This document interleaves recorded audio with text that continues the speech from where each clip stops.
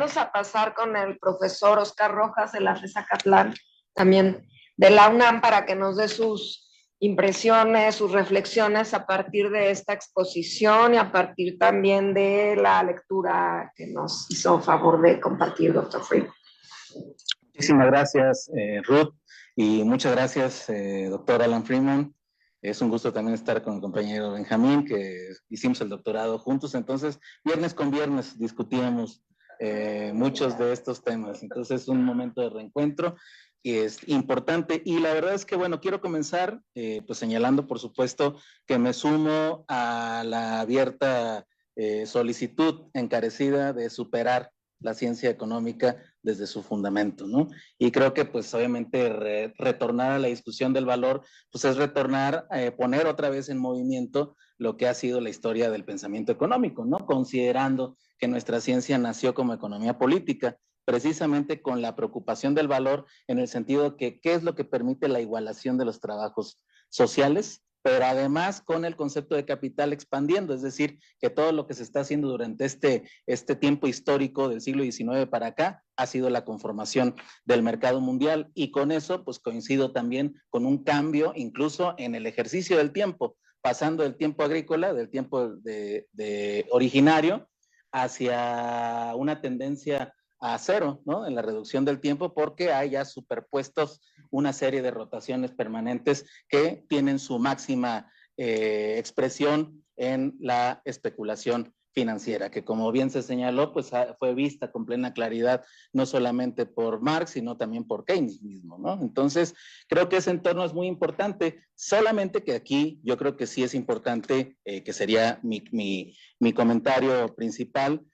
Creo fundamental, por supuesto, que recuperar esta conexión entre valor, precio, es la clave, porque por mucho tiempo se creó este abismo, digamos, ¿no? Un abismo epistemológico donde por necesidad de la lucha de clases se eliminó sistemáticamente esta discusión. Es una discusión peligrosa, ¿no? David Ricardo incluso hasta fue también sistemáticamente atacado por considerar la otra parte de la relación capital-trabajo, ¿no? Entonces, esto sin duda nos llevó también a la construcción de las instituciones epistemológicas para disolver cualquier elemento que pudiera tener ese tipo de conclusiones, ¿no? Por lo cual lo que se hizo dominante como un quiebre total, pues era esta necesidad de romper con esa tradición, la búsqueda de economía a secas, ¿no? Es decir, quitarle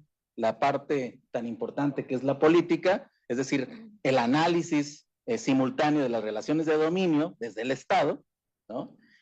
Para poder construir toda esta ideología que coincido plenamente también, esta visión que necesitó el sistema capitalista para su evolución y que fue considerar que el mercado mundial era un mercado autorregulado y que simplemente si se le dejaba volar en libertad y que el maldito Estado y que los malditos trabajadores no decidieran introducir su mano, pues entonces todo estaría bien, ¿no? Y ahí, pues lo que sucedió eventualmente al finalizar el siglo XIX y a inicios del siglo XX, pues fue todo este planteamiento que corrió hacia no la economía neoclásica secas, sino la política económica de Keynes, ¿no? Es decir, el Estado está capacitado en realidad como una fuerza, como una potencia, no solamente para intervenir en abstracto, sino para determinar esta distribución precisamente que se maneja, ¿no? Creo que eso también es muy importante a rescatar de este texto, porque es muy, muy, muy relevante el hecho de que por mucho tiempo se empezó a hablar nada más en términos de pura circulación, o algunos otros en términos de pura producción, ¿no? Pero como si ustedes analizan pues, la obra de conjunto de Marx, pues todo el tomo 1 son las leyes de desarrollo del capital, el tomo 2 son la dinámica, es decir, la circulación, y hay un detalle ahí que recuerdo en el prólogo al tercer tomo, que tiene que ver con que dice Marx, bueno, pues se podría pensar que ahora se trata de la unidad de la producción y la circulación, pero no es así, ¿no? Sino que marca un elemento importante para la discusión de la teoría del valor, porque ya ven que dominó por mucho tiempo de que existía una versión objetiva y una versión subjetiva, ¿no? Pero en realidad, Marx dice abiertamente que dedica el tercer tomo a un efecto peculiar. Es decir, lo que es el objeto de estudio no es la unidad entre la esfera de la producción y la esfera de la circulación, sino la virtualidad fetichizada que se produce, es decir, cómo se le presenta a la fuerza del capital en su movimiento a los agentes económicos en el mercado. Y ahí es donde viene la clave del gran ocultamiento, le llamo, ¿no? Es decir, esta explicación en el sentido de que hay una regla de oro para el marxismo, en el sentido de que la masa de plusvalor es exactamente igual a la masa de ganancia, en tanto magnitud. Podríamos decir el stock, ¿no? De material, de lo que se produce en tanto energía derivada del trabajo colectivo, por supuesto, mezclado con las fuerzas productivas alcanzadas hasta ese momento. Pero hay dos puntos de vista, es decir, la complejidad empieza con que mide de forma distinta el capital, el proceso productivo, porque confunde permanentemente el capital variable con el capital constante.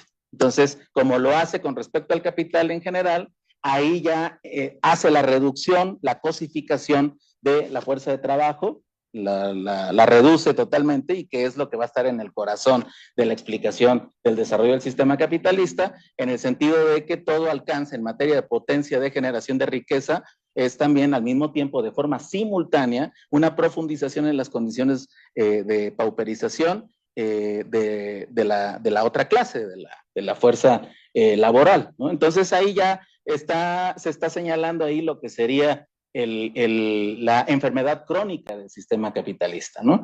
Y que en ese entorno, pues ahora sí, creo que es muy relevante también de este texto que se recupere con plena fuerza, y creo que es algo que yo celebro a la hora de la lectura de este texto del doctor Alan Freeman, es esta recuperación de que la distribución es también distribución política en el sentido de las clases, ¿no?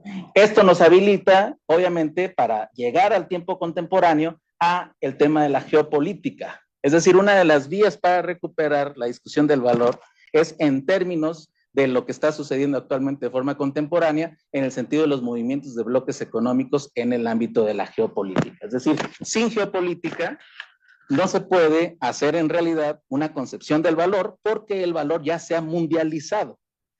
Ya no es el análisis microeconómico que tanto nos hizo daño por unidad empresarial, sino porque, pues recordemos que uno de los elementos del desarrollo del sistema capitalista es de que no es una entidad monolítica, sino que es la dinámica de tres elementos que permanentemente están en funcionamiento haciendo la rotación general, que es el capital productivo, el capital comercial y el capital financiero, ¿no? Por eso, pues, me agrada mucho también que en las últimas partes del texto se hable con plena claridad de que el sistema capitalista también es un ciclo histórico, es decir, también tiene una génesis, tiene un desarrollo y tiene un límite superior, ¿no? Que al mismo tiempo es la muerte, pero simultáneamente es también las condiciones de producción del modo de producción que viene, ¿no? Entonces, estamos viviendo con plena claridad. 2008, yo he visto ya totalmente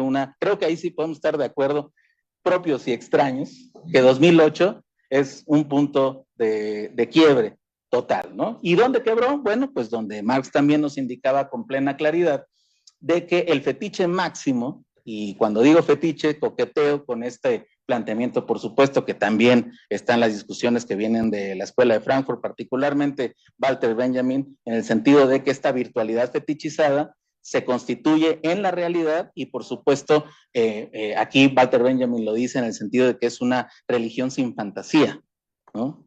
Es decir, nosotros estamos en el mercado permanentemente, estamos dándole fuerza al tótem capital, pero sin ningún tipo de ideología, en el sentido no de ideología de dominio, sino de ideología de horizonte de liberación, es decir, desde clases subalternas, que permitan eventualmente poner en discusión, poner otra vez en entredicho las relaciones de dominio generales, ¿no? Que a nivel de geopolítica lo recuperaba el compañero, el colega Benjamín, pues tiene que ver con este asunto de que pues no es lo mismo la relación entre el centro, las semiperiferias, y por supuesto lo que se está ocurriendo ahorita, ¿no? Que los BRICS representan ya una interconexión transversal, ¿no? Lejos de la estructura tradicional del siglo XX que tiene que ver con el intercambio desigual, que de igual manera me parece que es algo muy importante porque incluso es un ejercicio ya, un ciclo ya terminado que nos puede ayudar a medir precisamente, pues, demostrar que hay una identidad entre masa de valor y masa de ganancia, ¿no? Y que pues obviamente las teorías, le pegamos también a las teorías del comercio internacional, donde pues claro que no hay convergencia de ninguna manera, ¿no? Y que todos esos elementos de conjunto, pues me parece que es una petición hacia la sobriedad a las y los colegas en todas las universidades privadas, públicas, en los países subalternos y en los países del centro, para simplemente decir, bueno, esto por supuesto ha sido una necesidad del sistema capitalista, en el sentido que como construye el mercado como una virtualidad fetichizada, necesita controlar epistemológicamente las reflexiones sobre las relaciones sociales. Por lo tanto, hay elementos, por supuesto, para abrir otra vez el corazón epistemológico. Yo diría que pues obviamente el valor es fundamental porque pues hubo un quiebre originario que ahorita señalábamos, ¿no? Pero hubo otro, además, en el siglo XX, ya en tiempos de Keynes, ¿no? En el momento en el cual se habla del Estado, toma poder, sobre todo para el economista del siglo XX, que es tan importante la combinación de política fiscal, política monetaria, política industrial, es decir, la capacidad no solamente de entender epistemológicamente, sino de la praxis, ¿no? En la conformación y reconformación del sistema económico global, pues lo que se hizo fue también reducir en la síntesis neoclásica, ¿no?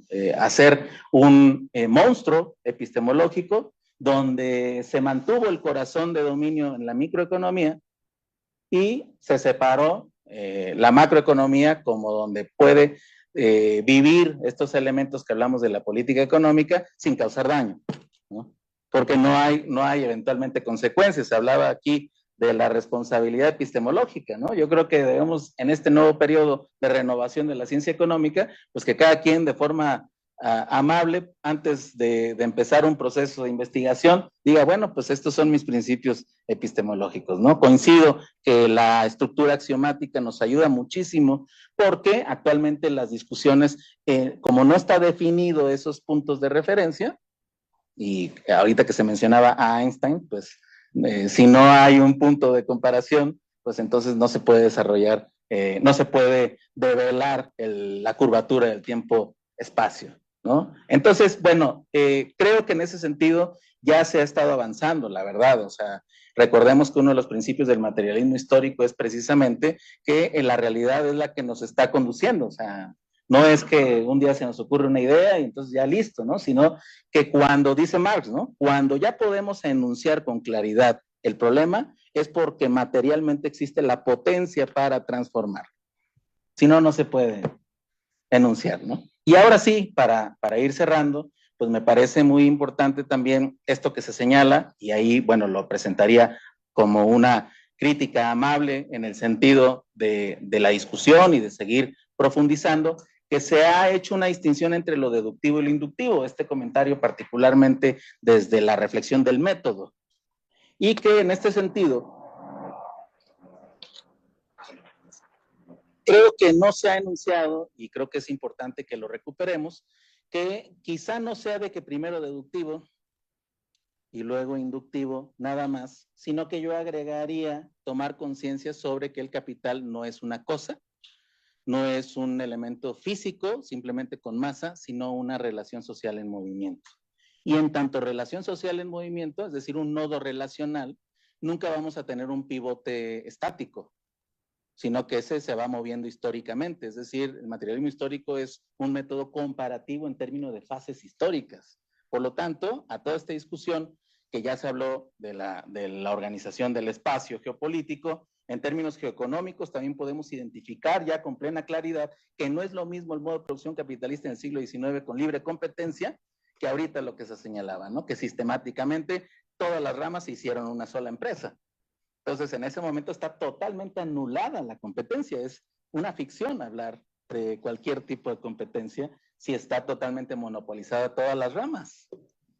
Es decir, se ha constituido el capital social global, por fin, ¿no? Y bueno, si esto es así, y este es el elemento, no es si es deductivo o inductivo, sino que recordar que el capital de Marx está escrito en código dual, es decir, dialéctico.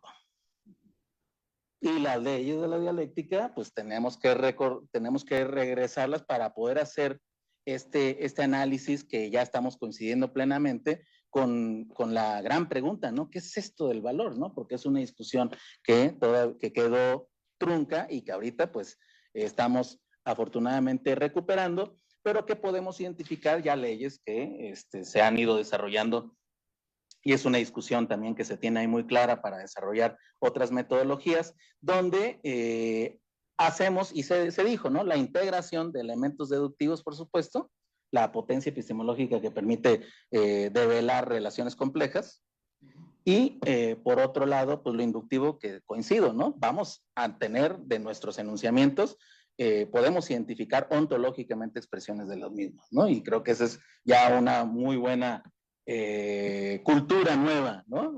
Para abandonar la religión de la economía neoclásica. Perdón, siempre quise decir eso en un espacio como este.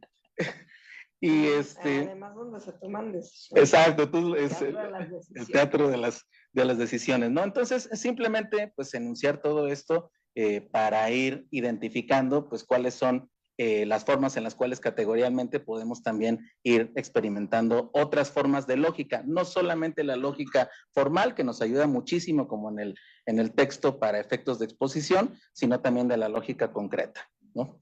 Muchísimas gracias. Muchas gracias. Pues ahora sí ya está listo el profesor Josafat. Bueno, a mí me gustó mucho que recuperara esto de capitalismo como religión de Walter Benjamin, justo. Y pues sí, ese texto que él hace es muy, muy interesante y hace como una metáfora similar a la que presentaba el doctor Freeman respecto a quién es quién dentro de esa religión, ¿no? Entonces, no olvidar pues esta reflexión también del filósofo Walter Benjamin.